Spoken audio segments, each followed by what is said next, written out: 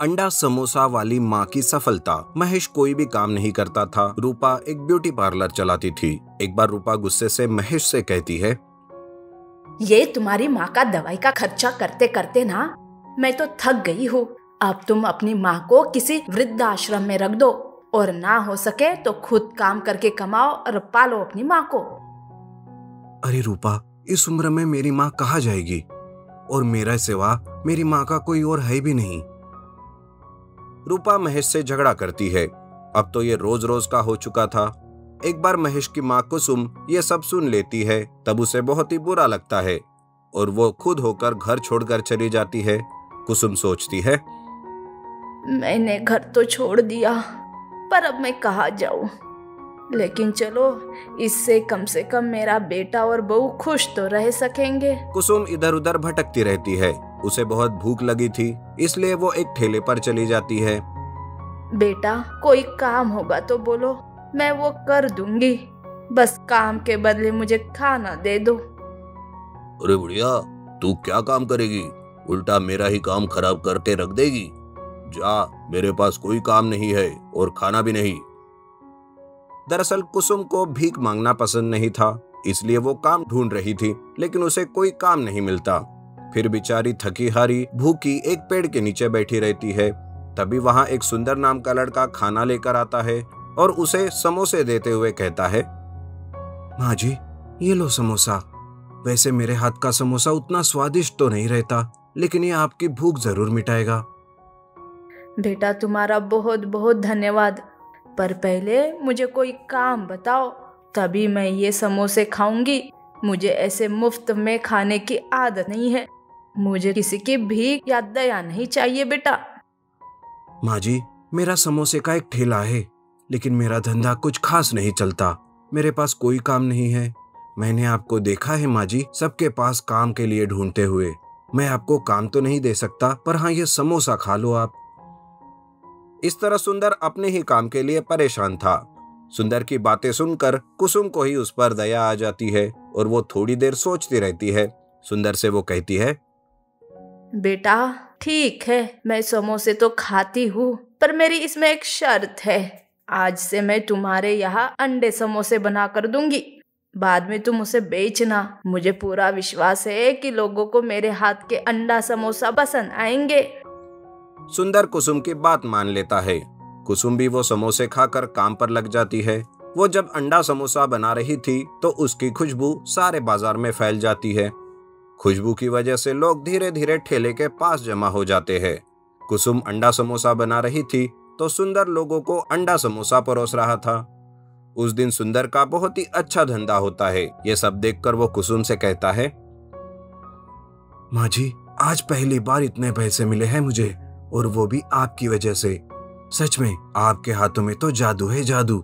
देखिए लोग कैसे अंडा समोसे पर टूट पड़े हैं। आज से आप मेरे ही साथ रहना माँ जी। इस तरह कुसुम अब सुंदर के साथ उसके ही घर रहने लगती है। वो भी बहुत खुश थी कि बिना भीख मांगे अपना काम करके वो अपना पेट पाल रही है। कुछ ही दिनों में उन दोनों को अब अच्छे खासे पैसे मिलने लगते हैं। कुसुम कुछ ही दिनों में अंडा समोसी वाली माँ कह के मशहूर हो जाती है। बिग फुट बस स्विमिंग पूल। हैदराबाद नाम के गांव में सुनील और सपना नाम के दंपत्ति रहते थे। उनके दो बच्चियां थी, श्रीमुखी और प्रतिभा। सुनील सपना अपने बच्चों की हर जिद को पूरी करते थे और सपना की भी जिद को सुनील पूरी करता था। उनके घर में स्विमिंग पूल था, जहां श्रीमुखी और प्रतिभा रोज स्विमिंग करते थे। साथ साथ उनको खेलने के लिए खिलौने और कई तरह की चीजें भी थी। सपना कुछ दिनों से सुनील से परिवार के साथ घूमने जाने के लिए उसके पीछे पड़ी रहती है, लेकिन वक्त ना मिलने के कारण सुनील हर बार सपना की बात को टाल देता था।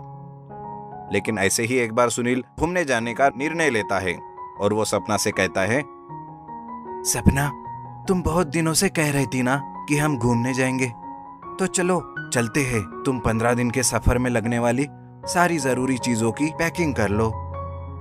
हर चीज मैं नहीं लूंगी जी। तुम मस्त नजारे देखोगे और मैं क्या सिर्फ खाना पकाते बैठूंगी? ये नहीं चलेगा।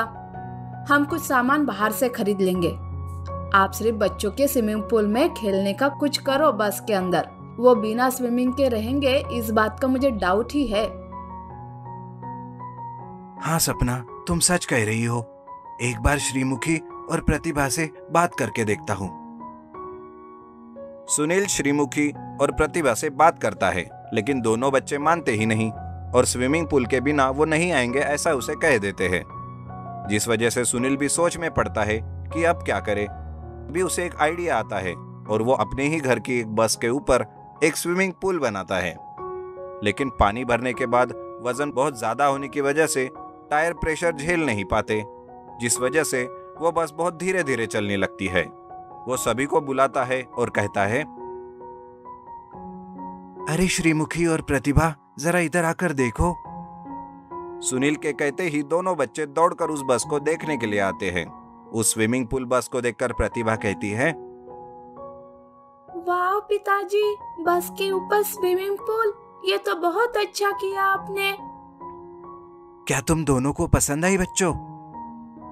हाँ पिताजी, ये तो बहुत अच्छा है।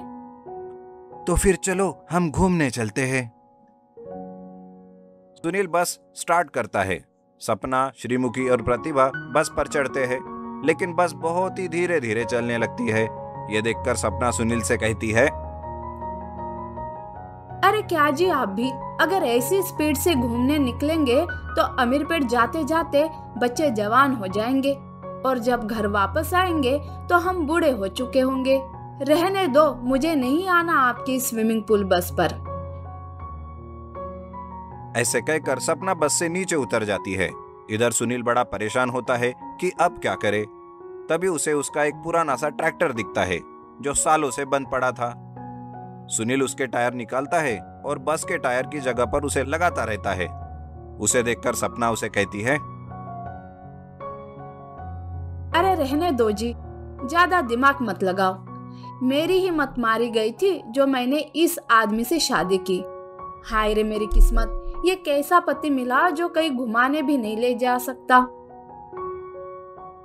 अरे रुको जरा, मैं कुछ कर रहा हूँ। ऐसा कहकर सुनील बस को ट्रैक्टर के टायर लगाकर चला कर देखता है तो बस भी बड़े अच्छे से और तेज चलने लगती है। लेकिन बस की ऊंचाई बढ़ जाती है। ये देखकर श्रीमुखी कहती है, अरे पापा, अब हमारी बस कोई साधारण बस नहीं है, ये तो बिगफुट बस स्विमिंग पूल बन चुकी है। I am proud of you पापा, आपने नया करिश्मा कर दिखाया है। ऐसा कहकर सुनील सपना को बुलाता है और बस में बिठाकर वो सफर को शुरुआत करता है। बस बड़ी ही तेजी से चलने लगती है। इस तरह सुनील सपना घूमने के लिए निकलते हैं। इधर जिस गांव से वो गुजरते हैं, लोग उसके बिगफुट बस स्विमिंग पूल को देखते ही रहते हैं। श्रीमुखी और प्रतिभा भी जब भी स्विमिंग करने का मन करता, वे दोनों ऊपर स्विमिंग पूल में जाकर स्विमिंग करते और इस तरह से 15 दिन घूमने के बाद वो वापस घर आते हैं।